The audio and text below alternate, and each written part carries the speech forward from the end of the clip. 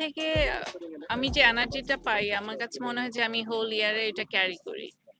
Because আপনি দেখবেন যে আপনার আপনি যেই ক্ষেত্রেই আপনি নিজেকে একটা জায়গায় দেখতে চান, সেই সেক্টর মানুষের আশেপাশে থাকলে আপনি অটোমেটিক ভাবে আপনার আহ, অনেক ধরনের আইডিয়া আসে, অনেক ধরনের আপনি এনার্জাইজড হন, আপনি এনকারেজড হন এবং দেখতে পারেন যে মানুষজন কত অ্যামেজিং কাজ করছে।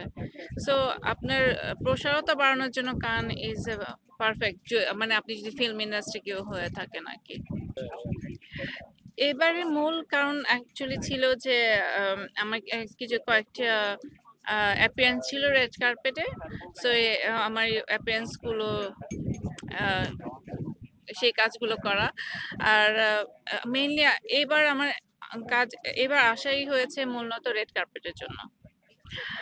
ইটস অ্যামেজিং, কারণ আমি এক এক দিন এক এক আমি আইরিশ ডিজাইনারদের পোশাক পরেছি এবার।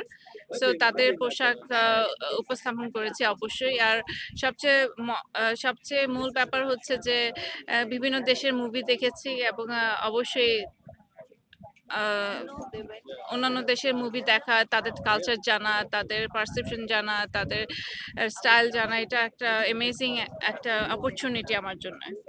এবার একটু গত বছর থেকে এবার একটু কোয়াইট মনে হয়েছে, বাট এগেন সবসময় জমকালো ঝাঁকঝমক। সো অ্যান্ড আপনাদের সাথে দেখা হয়েছে, সেটা একটা সুন্দর বিষয়। অনেকের সাথে দেখা হয়েছে বাংলাদেশ থেকে যারা এসেছেন। আর সবচেয়ে দারুণ বিষয় হচ্ছে বাংলাদেশে একটা শর্ট ফিল্ম সিলেক্টেড হয়েছে অফিসিয়ালি, সেটা আমাদের জন্য গর্বের।